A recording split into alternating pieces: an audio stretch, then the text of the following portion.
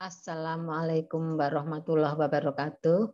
Berjumpa kembali bersama saya Kifayah Astuti, dosen pengampu mata kuliah kalkulus di Fakultas Ilmu Komputer Universitas Borobudur. Baik, selamat berjumpa kembali semua mahasiswaku, sehat semuanya. Minggu yang lalu kita telah membahas mengenai perhitungan diferensial dengan rumus-rumus.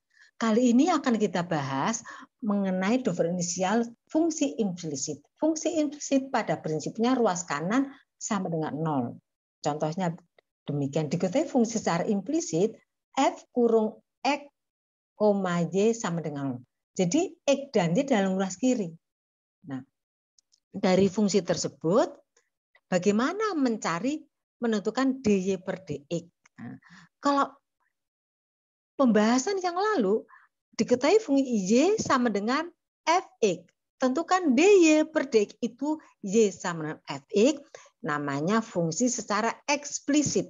Jadi minggu yang lalu kita sebenarnya membahas diferensial fungsi eksplisit. Sekarang kita membahas fungsi secara implisit.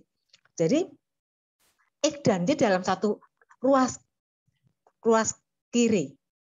Dalam satu ruas, dalam hal ini kemungkinan bisa jadi dua kemungkinan.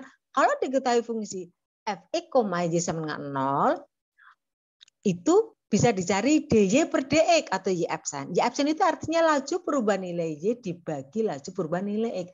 Atau juga dari diketahui fx, y sama dengan 0, Anda juga bisa mencari kebalikannya, dx per dy atau simbolnya x absen. Kalau dy per dx simbolnya y absen. Y absen, kalau dx per dy berarti x absen. Artinya di sini laju perubahan nilai x jika dibagi dengan laju perubahan nilai y.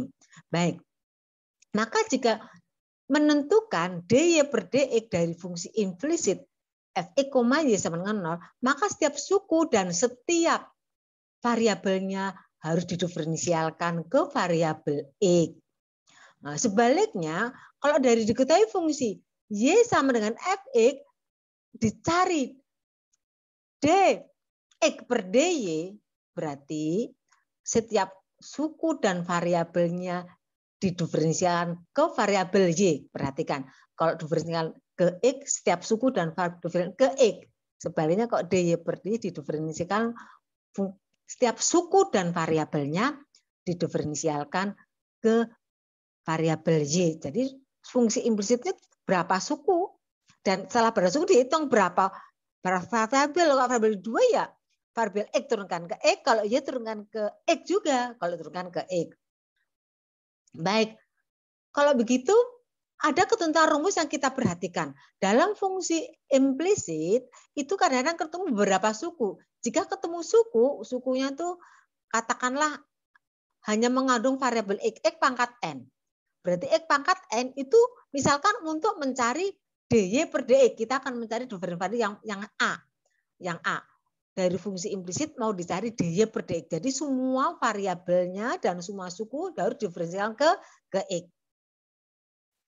Pada saat ketemu suku, x pangkat n diturunkan ke x, maka hasilnya n, di rumus dasarnya ya, kali x pangkatnya n-nya berkurang 1. Itu prinsip.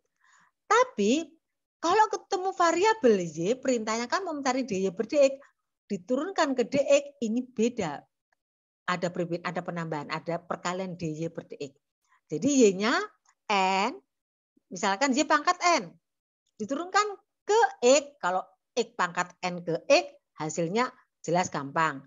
N kali x-nya berkurang 1. Tapi kalau y pangkat n ke x, n, y-nya pangkat berkurang 1, tapi kalikan lagi berantai dy per dx.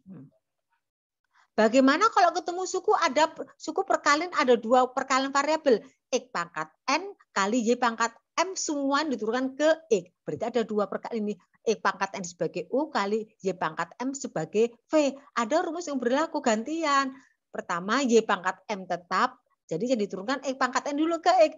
D x pangkat n per dx, y-nya tetap, ditambah gantian x pangkat n tetap kalikan dy pangkat m per dx. Permasalahannya nanti kalau x pangkat n ke dx itu gampang pakai rumus 1. Tapi kalau y pangkat m turun ke dx, maka pakai rumus formula yang kedua. Jadi ini yang formula ketiga hasilnya, ketika x pangkat N turunkan ke DX hasilnya N, X N-nya berkurang 1, Y pangkat N tetap. Kemudian X pangkat N tetap, ini Y pangkat M diturunkan ke X, M, Y-nya pangkat berkurang 1, karena turunkan ke X, Y-nya kan tidak sama, berarti akan muncul DY per DX ini prinsip. Kemudian kalau konstanta sembarang diturunkan ke X pasti 0. Baik, contoh soal. Diketahui fungsi secara implisit ini. 4X pangkat 3 ini suku pangkat X. Min 6Y pangkat 5, min 3X pangkat 4, kali Y pangkat 3, min 8X plus 10Y min 100 sama dengan 0. Jadi ini ada berapa suku? 1, 2, 3, 4, 5, 6. Masing-masing itu bisa menjadi hanya mengandung variabel suku X, ada X dan Y. Menggunakan formula rumus yang dibahas. Pertanyaannya, hitunglah DY per DX di titik 1, min 1 atau kebalikannya DX per DY di titik min 1,1. Saya terangkan kembali, DY per DX itu ada diferensial atau secara definisi itu limit tangan alfa. Tangan alfa itu nilai dalam segitiga siku-siku itu sudut depan bagi sudut pengapit.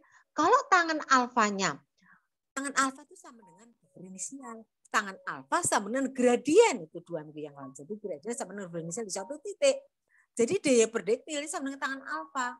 Nanti kalau diferensialnya ketemu positif, maka fungsinya grafik sedang naik. Sebaliknya, ketika DY per DX ketemunya negatif, maka grafik ketika sedang turun ke bawah atau negatif. Jadi karena nilai tangan alfa sama dengan diferensial. Nanti kalau ketemu negatif, DY berarti grafik sedang turun. Baik, Ibu teruskan.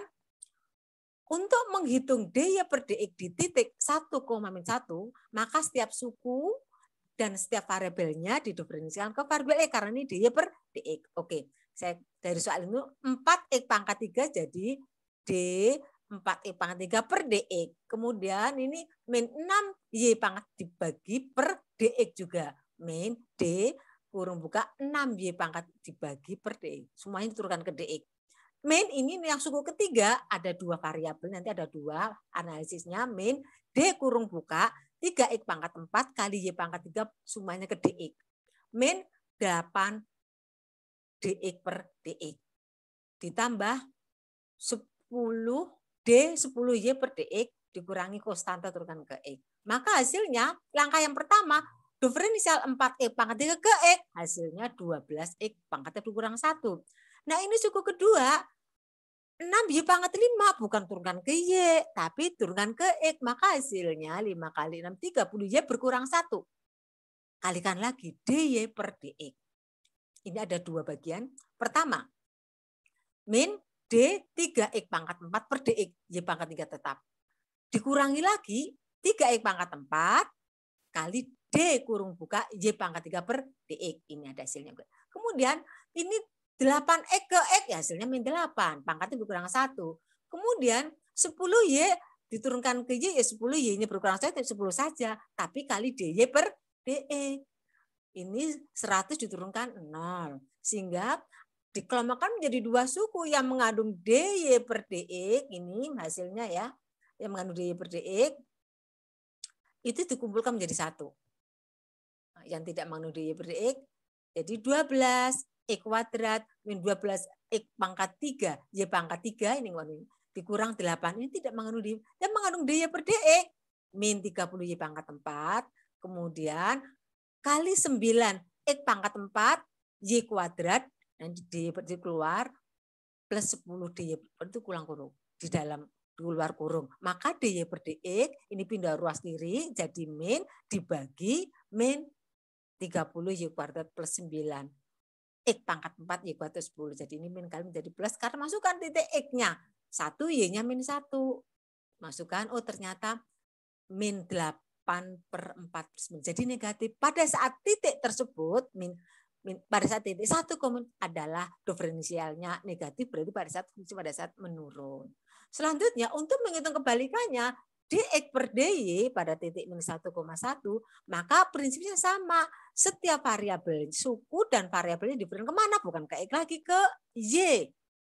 Jadi ada tadi 4Y pangkat turunkan ke Y. Kemudian suku kedua 6Y pangkat turunkan ke Y. Yang ketiga D kurung buka 3X pangkat 4 Y pangkat 3 turunkan ke DY min D dalam kurung 8X per DY, kemudian diferensial 10Y ke DY min 100 ke DY. Prinsipnya kalau nanti X pangkat 3 turunkan ke X, selesai, gampang, nggak ada masalah, nggak ada perbedaan. Tetapi kalau ketika 4X pangkat 3 diturunkan kemana? Ke Y. Ya hasilnya seperti biasa, dasarnya 12X kuadrat, tapi kalikan lagi DX per DY.